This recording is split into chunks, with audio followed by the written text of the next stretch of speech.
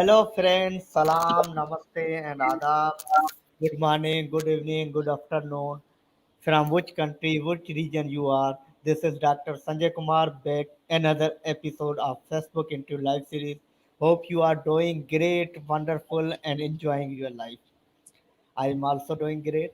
Like always, today I also came with another great personality. Very amazing, very beautiful. She is none other than Coach Sandra. Let's welcome her. Before welcoming her, I must say I am very honored and privileged and very much pleased that having the Coach Sandra to our show. Welcome, Coach Sandra. How are you? I'm just great. Thank you. I love the music that was going in. I was a jiving to it. Yes, I'm near Toronto, about 2 hours of driving away from Toronto in Canada. So that'll give people a little idea. We don't have any snow left. Thank goodness we're into spring, but it's still chilly. So you can see I've got my sweater on still, even inside. Thank you so much, ma'am. Thank you so much. It's And it's really 10:30 in the morning here. You're at nighttime over there? yes, ma'am. It's around 7:30 p.m. in Park. Oh, okay. Okay. Thank you so much, ma'am. Okay, ma'am. Would you please tell about yourself in your words so people can become more familiar with you? All righty. I'm kind of old. and with the pandemic, I haven't cut my hair, so I've had some fun growing it out. And because I'm old, I have fun putting color in my hair and making other people smile. And sometimes people, if it's other seniors, they'll say, Sandra, why would you do that? That is so silly. And I said, it's to make you smile, look, or to ask Yeah, questions. See, it works. it's work. I was in China a few years ago and I had the pink in my hair and they were opening up the government stores and the young girl says, oh, a junior senior. So that was great fun. But yes, I have learned to have a lot of fun in my life. And even when I'm hurting and crying, I'll still be humming a song and laughing at the nonsense of life that life hands us. It's it's important to recognize that life is just life. If we want to add the emotions and get hurting over it, that's on us. Does that make sense? Like when Yes, we ma'am. take the emotions and we say, look how awful it is. Oh, look how terrible this is. Do you know what they did? I'm just collecting garbage from outside to put on myself. But when I just turn around and say, geesh, coffee's good this morning, I can choose not to react. I can choose not to react. And that has been a lesson I've had to learn the hard way over a long life. I grew up on the farm. My mom and dad had a farm that was his father's farm, and grandma lived in the other end of the house. And we had 100 acres, which I guess I don't know, you use hectares, maybe it'd be about 50 hectares. So that was not a large farm, but it was the normal size in our area. And we had chickens and geese and ducks. We raised turkeys for 13 years, had horses and cows and a garden. So we lived in an area that was poor financially, but I didn't know that. And our community didn't bother worrying about that because everybody was the same. And we never felt poor. We just didn't have money. We didn't have money, but we had fresh vegetables. We had fresh milk. We had the milk was picked up and taken to the creamery and they made it up into butter for us. We had fresh beef all the time because the cows were there, the pigs were there. So we were well fed. So we never felt, and I was really blessed. I went to a one-room country school. Now that may not be so unusual where you are, but here, one-room country schools have all closed. And I was really lucky to get to go to the same one that my dad had gone to. And I grew up with the families of many of the people that he went to school with. So it was a continuous, and that doesn't happen as much in Canada anymore. Maybe in some of the rural areas, but my old community is a lot of new people. We call them transient because they come in, maybe stay for a few years and move on again. But the old families, that doesn't happen in the same way. And that's where I learned a lot of resilience. I went singing. I was singing when I was a child. It's 5 years old. I was in a competition at the festival, and there were 42 little children all singing, Jesus loves me, this I know. And we would all be in our straight little jackets. And we learned to put a mask on our face because we would be scared inside thinking, oh my goodness, I'm little and look at all those people and they're judging me and who comes first. And I was always first or second because I did have a good voice. So I was always first or second. But as a little child, that set me up to think all my life, how do I win? Or if I'm not winning, I'm not worth much. And that's a challenge when you can succeed and then you have to do it again. Go back now to the future, and I've been almost 40 years doing financial planning work. And every year that is sales and commissions. So I don't have a company that pays me. I have commissions when I make a sale. If you don't make a sale, you don't get a paycheck. That's stress. You know, that took me right back to when I was 5 and I had to do this.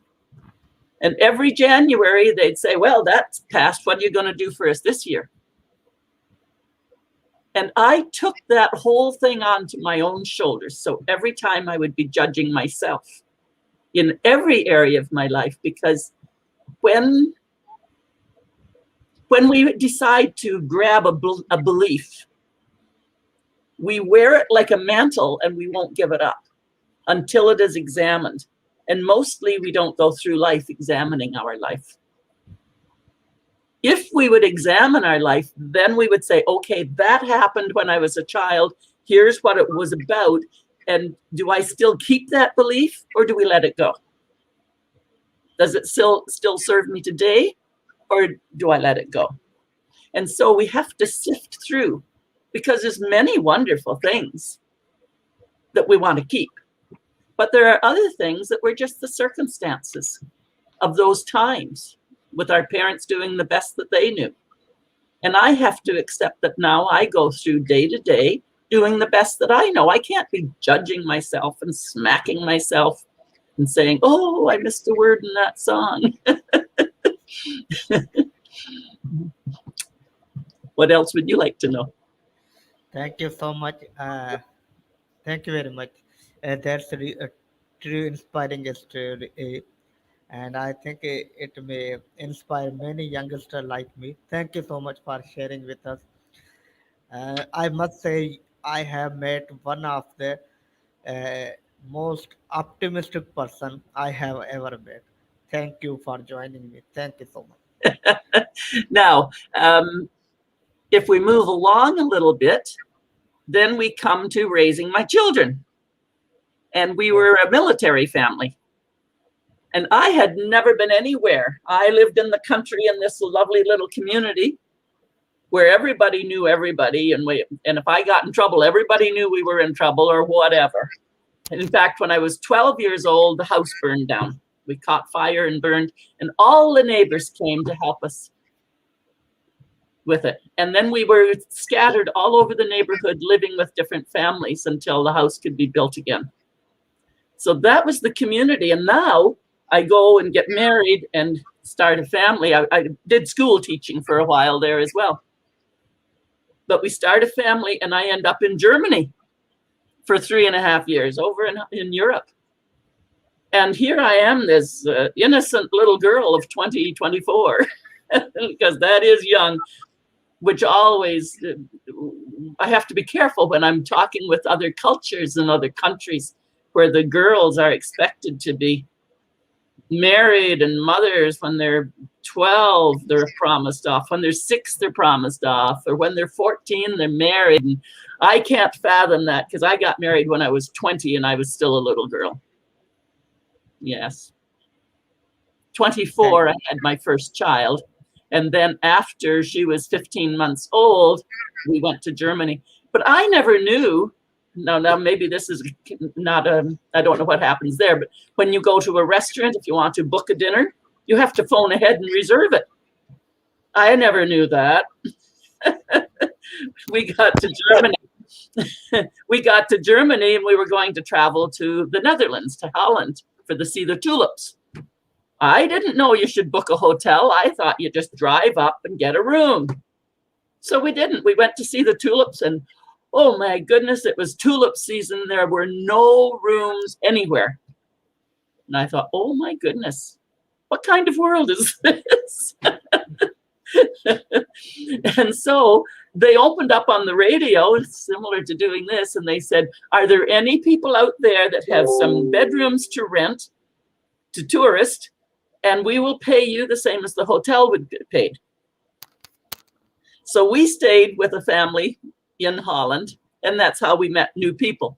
And I have never gotten tired of meeting new people anywhere I go in the world now. It's amazing. Again, I could look and cry about it, but I tried that. Nobody cares. You know, when you're crying, nobody cares. If you're laughing, everybody wants to laugh with you. And actually, when you're laughing, you feel better inside and you've got company. So generally, I choose to laugh a lot and have fun. So I learned a lot living in Europe for those years. Came back and worked in waitressing. After school teaching, I came back and I was a waitress serving restaurants for 6 years before I got into the financial for 40 years. So careers change. And what you have to understand, or what I have learned, is I have never had any experience or any job that I didn't go and do my best job at it, because I'm here right now. I might better enjoy it. I may not have to be there all the time, but while you're there, enjoy it. So they would say, when they would come into the restaurant and I was waiting on table, they'd say, Sandra, what are you doing here? And I said, what do you mean? Well, you're smart, you're a teacher. Why would you be waiting on tables and serving dinners? I said, well, there were no teaching jobs. So I had to go and get to work. And my job is, if the restaurant customer comes in and they're not happy, my job is to get them happy. And if they come in and they're happy, my job is to keep them happy. So I would have lots of fun, always, no matter what. I just chose. And when my marriage was falling apart, I did go through a nasty, nasty divorce. It took 3 years, and it was tough. I was broken. And those years, I thought, if I ever start to cry, I'll never stop. I'll just flood the world. I'll never stop. And I was a superwoman, so I didn't cry for a long time. But when I finally got broken enough and went and got help, and I started to cry, I did cry for about 3 years. There was no getting over the pain. However, that's life. And here I am, still upright. And there's another, I remember with some African friends who had gone through a lot of the shootings and lost family in the country in a mess. And the way they came over it, they said, the sun always shines tomorrow. So we have to look for the sun tomorrow. And I have found that that's been something that has stayed with me. I know I'm going through hell right now. I'll just keep trying to be me. I'll just look for my own mindset, and the sun will come out tomorrow. And 3 years later, it came out. So I've really had a wonderful life, and I've learned that without pain, we wouldn't learn. There'd be nothing to check. Thank Right? you so Thank you so much. I see, while you are talking about divorce, the pain on your face. I feel it. So thank you so much. I know how much it hurts. The pain is on your face clearly shown. So I understand the situation, and men or women who are going through. and what circumstances he or she facing, and from what pain he or she are going. But thank you so much for sharing this to inspire the people. Uh, Okay, and the next big circumstance. I mean, I've survived and Toastmasters. I've been in Toastmasters for almost 25 years now. Toastmasters is amazing. If you want to interview somebody sometime about Toastmasters, it's about public speaking and it's all over the world. That has been really something. So I go into prisons. I've been going into prison for 15 years doing Toastmasters, teaching Toastmasters, and Alternatives to Violence is another amazing project. And I've been going in there in the prison as well since I think 2007. I started with that. We're at 17, so about 15 years as well. And the work that we can do and the joy that we can bring to ourselves by helping others. Because when we are helping others, we are learning about ourselves as well. My most recent tragedy, I would say, would be 4 years ago. In May will be 4 years ago that my son passed away. And so that's a whole other episode of pain that we go through. And again, it's mindset. What do we do with that?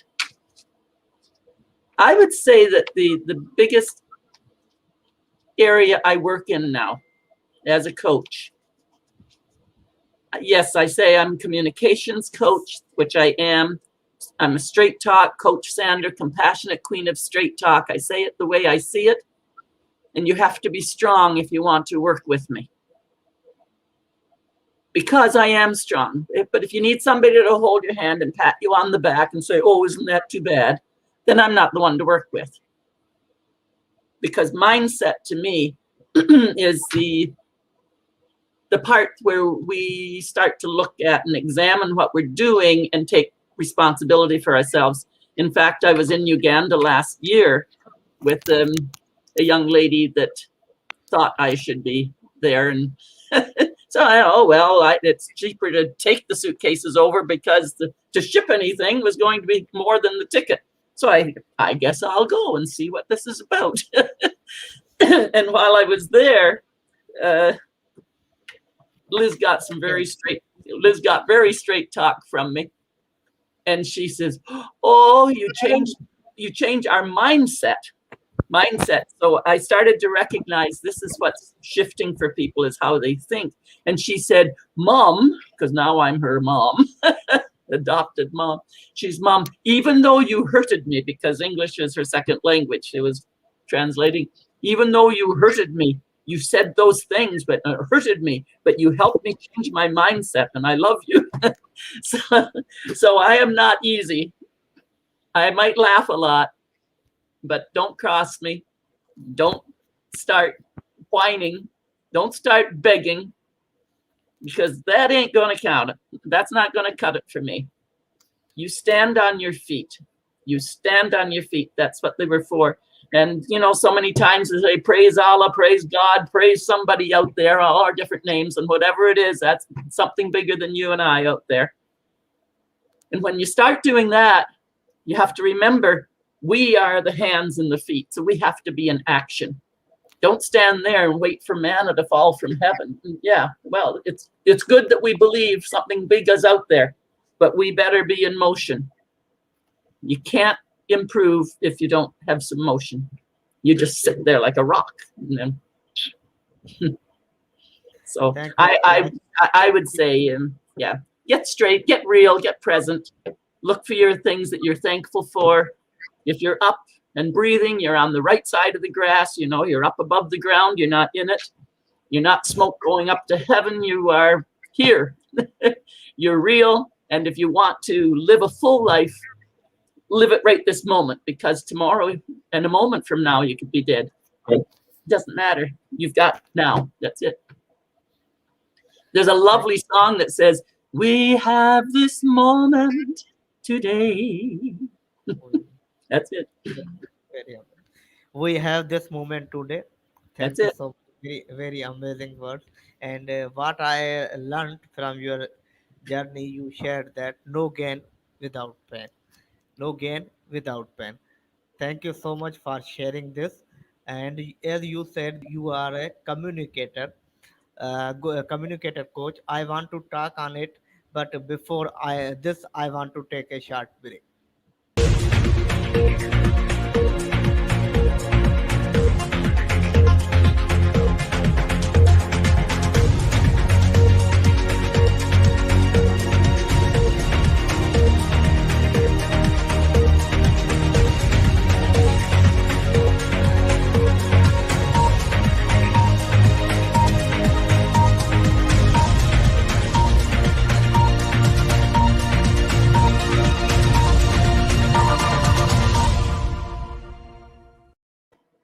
Hello friends, welcome after the break.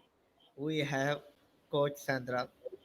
She is sharing his life journey, his life experiences, and she shared lot of pain she went through his life phase. But she is still happy. She is still smile, and she handled all his pain with courageously, with boldly, bravely. So thank you. And as she highlighted her stories that no gain without pain. So welcome back, ma'am, after the break. As you said that you are a communicator coach. My question to you that how to be a how to be an effective communicator. How to be an effective communicator. First off, you'd have to speak. So if you're afraid to speak, you're not going to communicate. If we use our own ears to listen to what comes out of our own mouth, that's where we start. If you're just talking to yourself up here, you're going to have a terrible, terrible conversation because you're going to talk to yourself. And you know, when you talk you talk yourself into nonsense. You can talk yourself into emotions that are not helpful.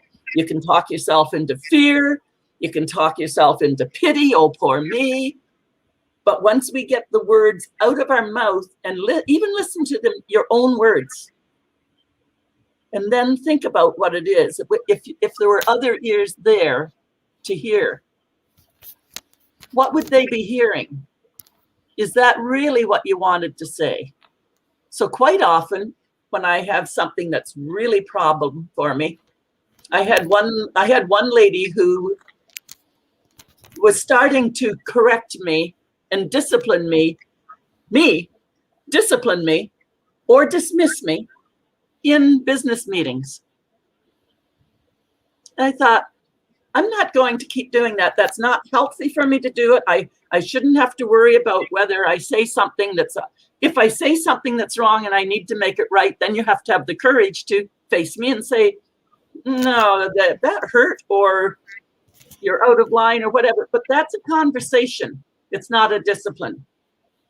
So I had to think about that. And I thought, with healthy boundaries, that is not going to continue. So how am I going to deal with it?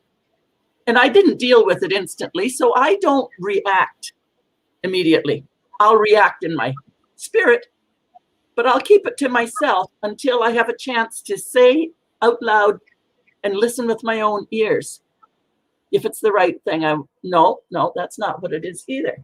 So eventually, 4 or 5 days later, I set up an appointment with her and I said, you know what? And I think she was thinking probably, oh, Sandra's smartening up. Now she wants me to tell her how to behave. No. I said, the reason I asked for this call was that we have a problem. You're disciplining me, and it's not okay, and it's not going to keep happening. Oh, she said, maybe it's because we're both strong. Yes, probably it's because we're both strong. I agree. Maybe it's the pandemic I don't know why I did that. And I said, but it's not happening anymore. That's done. And so you and I still like you as a friend, and I still respect the work you do, but you and I on committees, we are divorced. So the word divorce had come for me, and that was an effective way to say, no, this is not happening anymore. You do a great job. You go and do your job. I'll still support what's happening, but I will not be on a committee with you and be disciplined. So that is communication as well, is understanding how we choose our words, whether it's the words that we hear just for ourselves, or if it's something I want to say to you. And in communication, hopefully people are hearing that I don't fill it up with a bunch of ums and ahs and control issues and garbage. I don't go down rabbit holes. I don't chase the squirrels when I'm in the conversation. Be present, be listening, and focused on what it is that you're to be sharing. Because if I wanted to share nonsense, then I would go off and share nonsense, because that would be the purpose. So why am I speaking at any one point? And right now you're asking, how do I do effective communication? I check my words, I listen to my own words with my own ears. And if I'm wondering about it, I may check with 3 or 4 other people and say, how does this, when I say this, what does it do to you?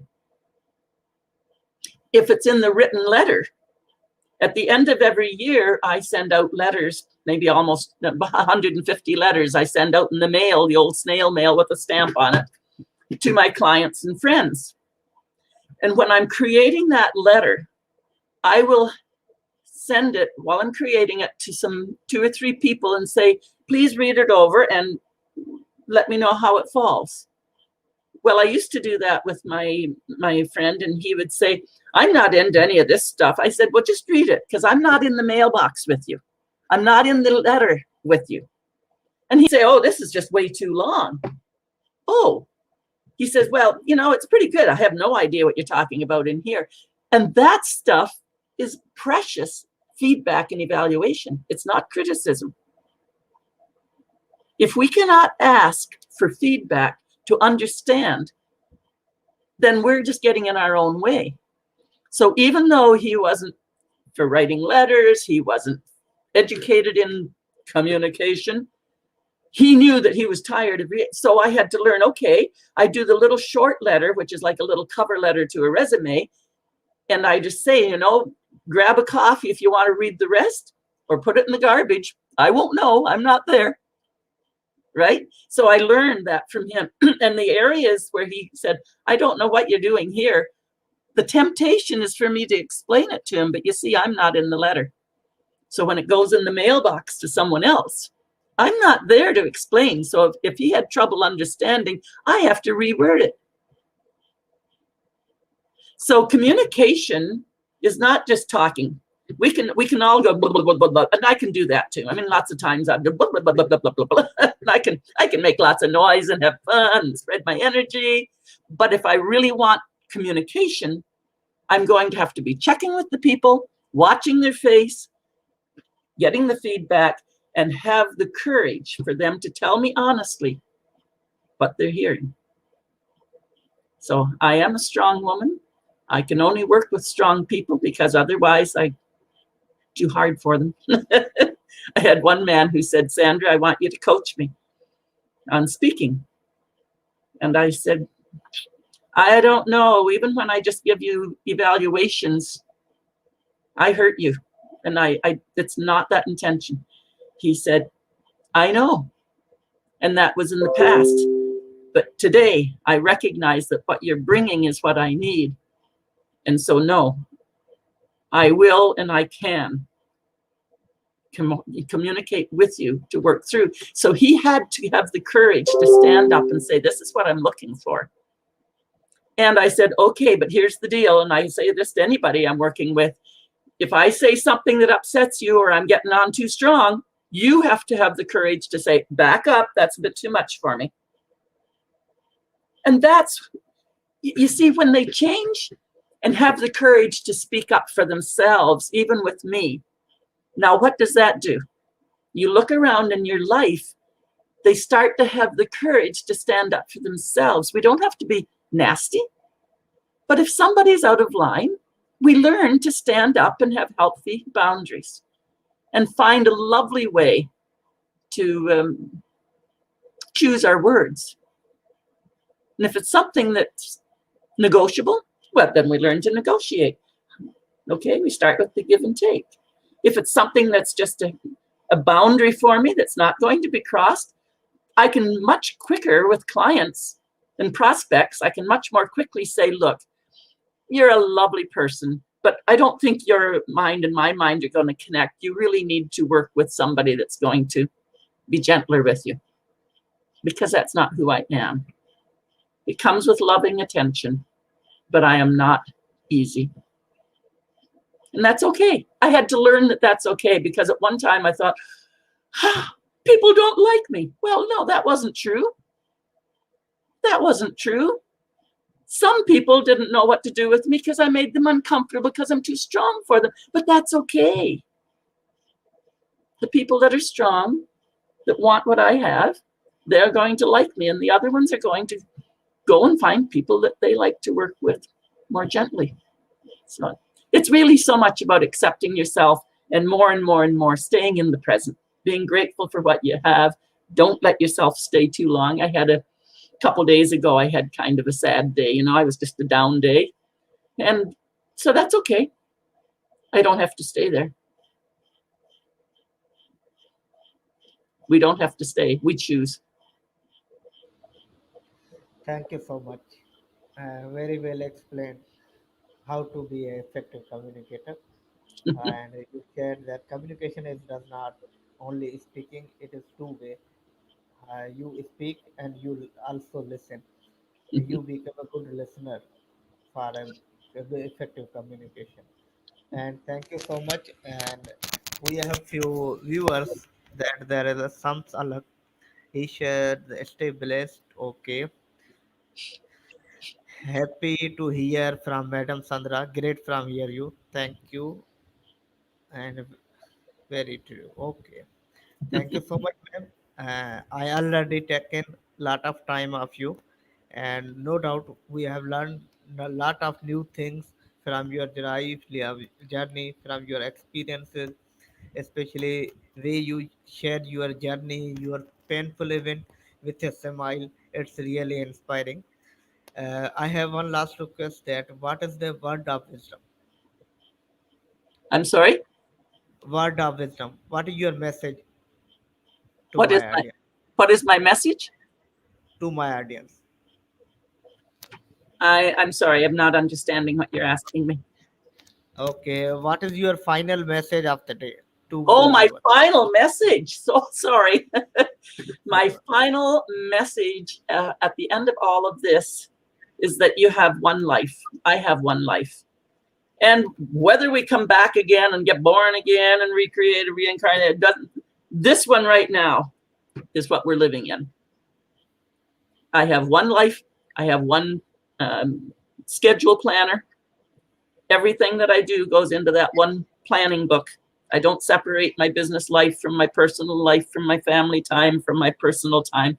One planner, one life. Live today.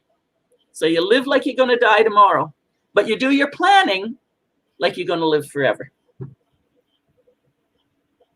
Thank you so much for beautiful words. We have one life, live like you are doing tomorrow.